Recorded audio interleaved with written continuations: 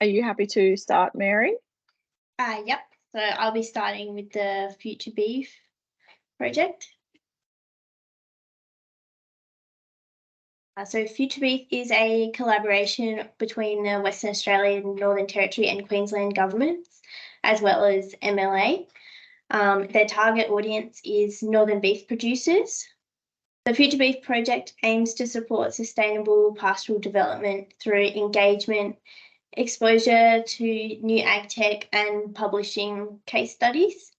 The support, awareness and education of beef producers and industry stakeholders is achieved through their monthly e-bulletins, the website, webinars, and social media platforms such as Facebook, LinkedIn, and Twitter, which is now called X, I think, and also multimedia such as YouTube, and also newspaper features. I think that mostly happens in Queensland though. Future Beef supports the North Australian Beef Research Council, which is an independent organisation that acts as the central council comprising of all the Northern RD&E groups, as well as the primary industry bodies, CSIRO, and also some producer reps there as well. Reviews show that Future Beef is a trusted source of information, and in a review that they did in 2021, it was found that Future Beef has been successful in influencing practice change within the North Australian beef industry, and approximately 74% of those survey respondents indicated that they had made or intend to make a change because of direct engagement with Future Beef. There's also a QR code on the page that you can scan that will take you through to the website, so you can look through those resources and sign up to the monthly newsletter as well. Next up, I'll be talking about the Next Generation Land Managers project. So this started last year and will continue through until mid next year. The project is funded by the Northern Hub and has been running. The project is supplying funding to upgrade the current rangeland management courses, just upgrade the content and some of the presentations, and also creating a new course that's tailored to Central Australia. So that's being developed in Alice Springs at the moment. Previously, the courses have only been run in the Barkly, Victoria River District and Katherine regions. These courses have been run by livestock and rangeland staff for the last 20 years and will continue to keep running them even after the completion of the project next year. The courses are free of charge, they go for one day and they are on station. So we go to the station to run these courses, and they include practical components such as a pasture ID session, and then we also dive into some of the theory behind animal nutrition, poisonous plants and weeds, and how to maintain land condition. And if you'd like to book a course, please contact Stacey. Her email is on the page, at the bottom of the page. And that's all from me. Thanks, Mary. That's me next. So my first presentation is about fire graze, which is a project that we've started out at Kidman Springs. So it's known that cows will preferentially graze an area after it has been burnt, and so fire graze is looking at how this can be used to manage the grazing behaviour of cows to get them to use these underutilised parts of the paddock, and then indirectly spell preferred soil types and water points with the aim of improving land condition. The 14 kilometre square paddock that was used in the first stage of the project is is a mix of calcareous red earth dominated by black speargrass and alluvial cracking clay, so black soil dominated by ribbon grass, which is obviously the preferred grazing area. In 2020, most of the paddock was in B to C condition, with some areas of the black soil in D condition. And so then in September 22, 20 GPS collars were deployed randomly within a herd of pregnant Brahman cows. Next slide, please, Georgia. So this map, the first map you can see, shows the distribution of the cows in September prior to burning part of the paddock. The brighter areas show the higher density, so where the cows are visiting regularly or where they stayed for a longer period of time. And then in October 2022, a prescribed burn was conducted in an area of the red soil, sort of up the top. Can't work out if it's on the top left-hand side of the paddock. And so the map on the next map along shows the distribution of the cows immediately post-burn, but before the wet season had properly started. So as you can see, the cows haven't really changed their grazing distribution immediately after the burn.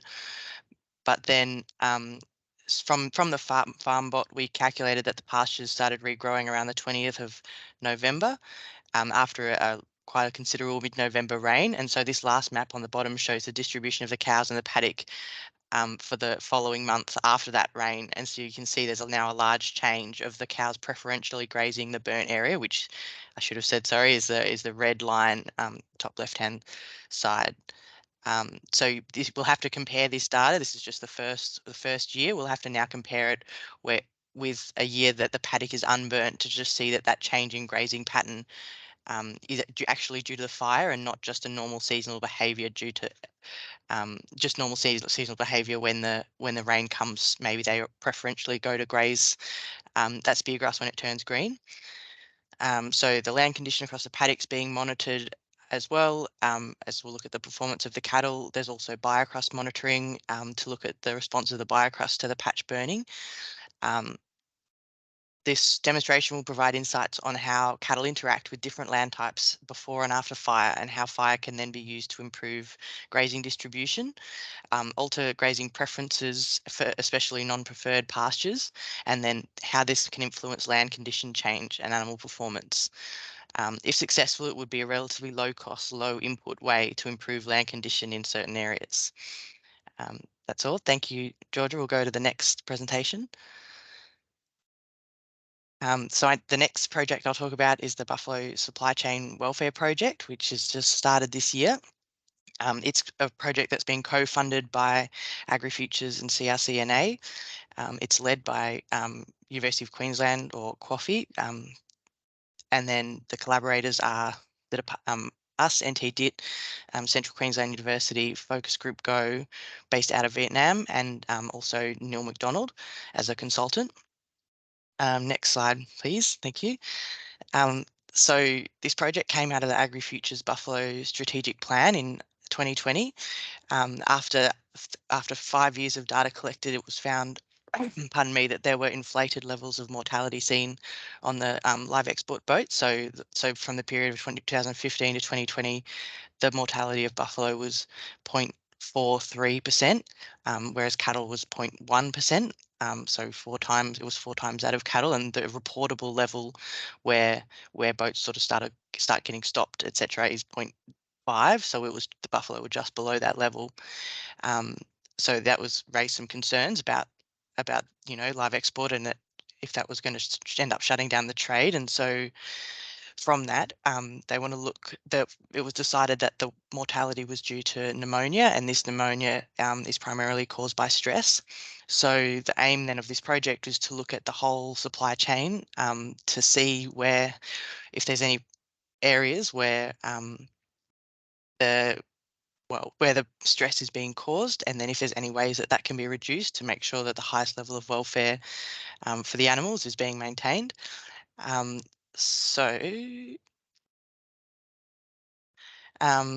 This then led to needing to do a study of the whole supply chain. So now we're doing an economic and feasibility analysis of the whole supply chain, from wild capture, which primarily happens in Arnhem Land, all the way through then to export yards onto export boats, and we're also going to follow animals into their quarantine periods in the country where they arrive at, maybe Indonesia or Vietnam. And then the animal, or sorry, Georgia, we might go to the next slide. Talking about the objectives, but yep. The second objective then is to follow buffalo all the way through the supply chain. So we'll follow them, individual animals, from as early as possible. So ideally from capture all the way through to when they disembark in country. And then within that, we're going to also look at pneumonia, whether a pneumonia vaccine and whether that's going to make a difference, or I guess we've got to look at first the incidence of pneumonia and then the pneumonia vaccine, as well as nutritional studies of maybe shy feeders and getting obviously wild animals onto eating pellets, which they then eat on the boats. Another nested study is in the abattoir. We're going to look at general meat quality, pH and other meat quality indicators, which will also give us indication of stress that the animals have been through. And then we've got the fourth component is from the Indigenous side, where we're going to engage with Indigenous communities, see what their goals and aspirations are for buffalo on their land, whether there's a way to sustainably manage the herds to reduce the environmental damage that they cause, but as well maintain a herd that can then also make money. And then objective 3 is then recommending what we find out. So whether there's, practice changes that we need to make, or feasibility, certain aspects of the supply chain are feasible or not feasible. And that's it. I probably have gone over my 3 minutes anyway. So thank you.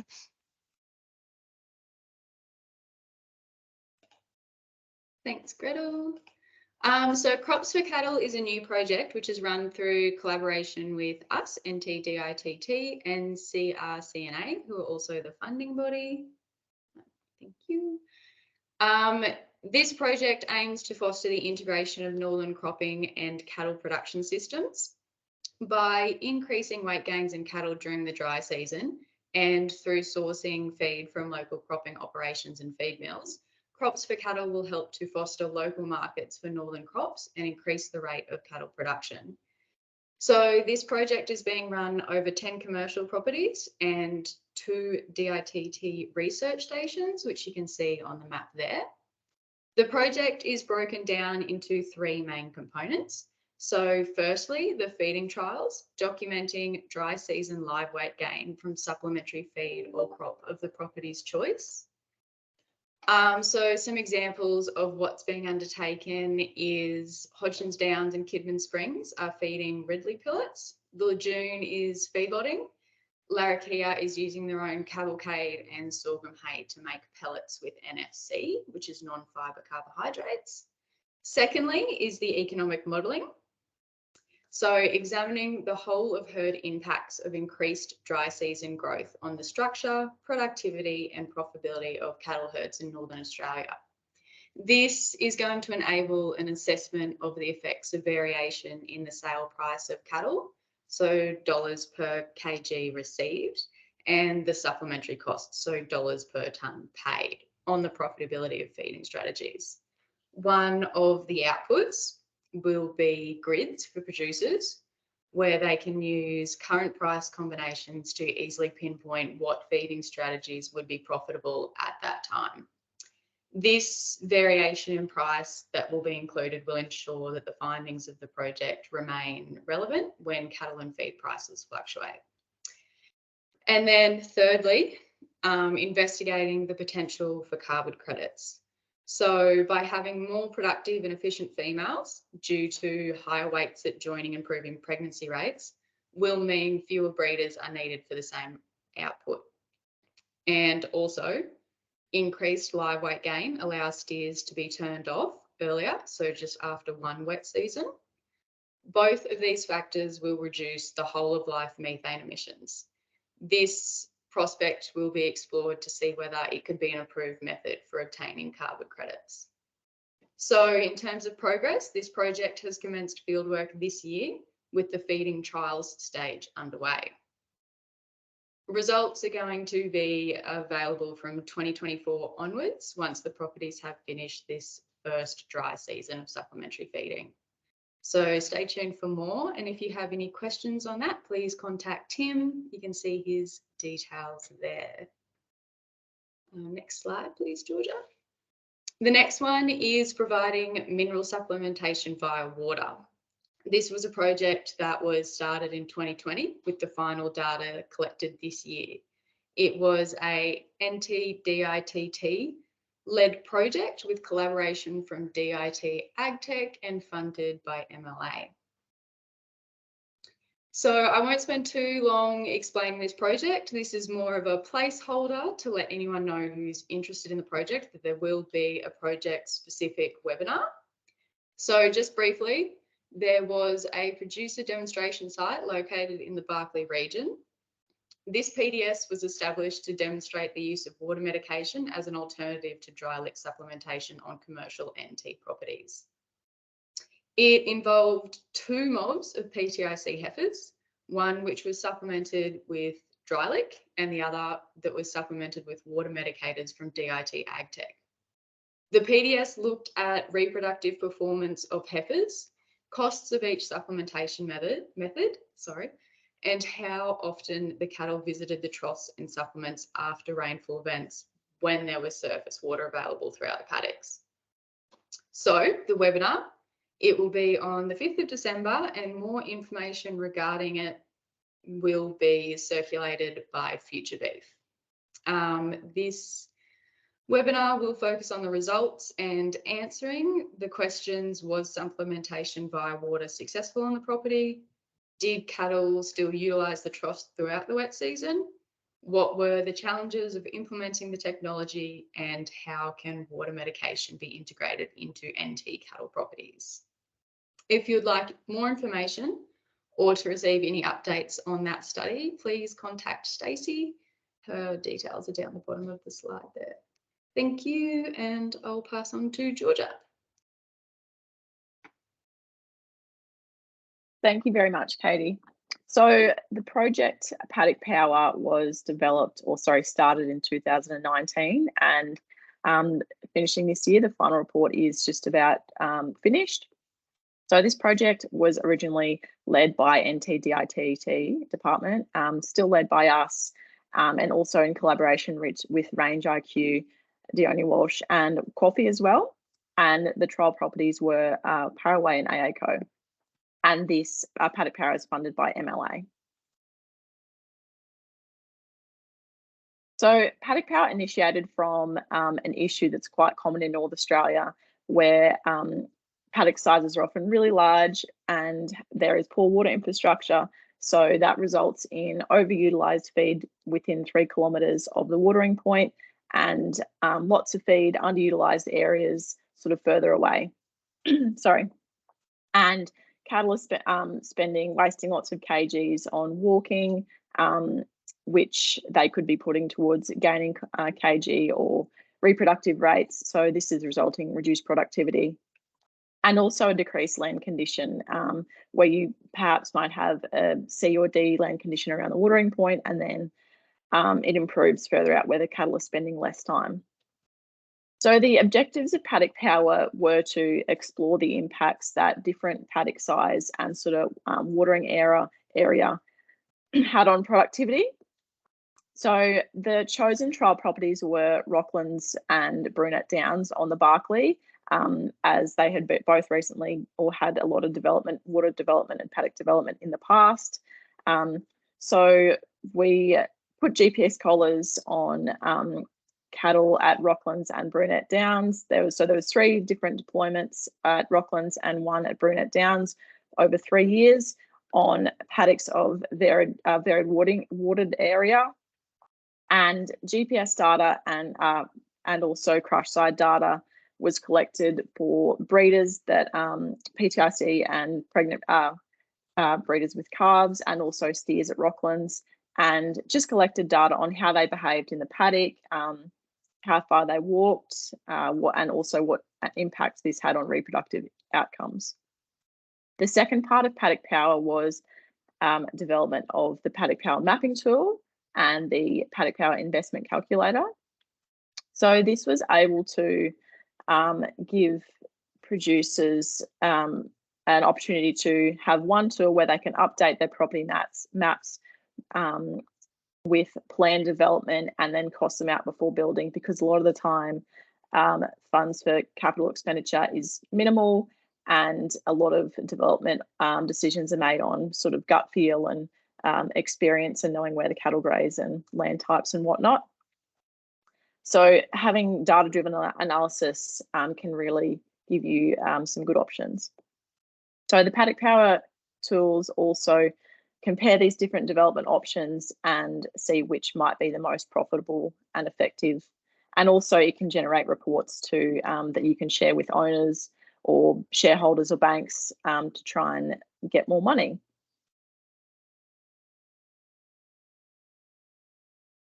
So there's a lot of results that sort of behavioural results that we can share with you, but I'm not going to go through them all because there is 2 recorded webinars that go through this. So they're both available at the link on the page. If you go on Future Beef, there's one on the Paddock Power calculator and also on the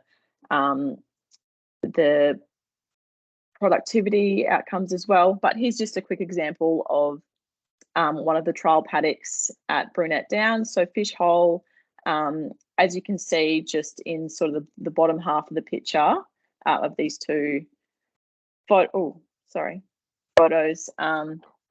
So on the left-hand side, where the sort of pink plots are, the colour indicates density of cows. And as you can see, this is around Christmas time. All the cows are grazing sort of on the red soils, and then pretty much exactly a month later, they've all really spread out, getting off that red soil and back onto the black soil. This is just one of the examples of what data is collected from Paddock Power.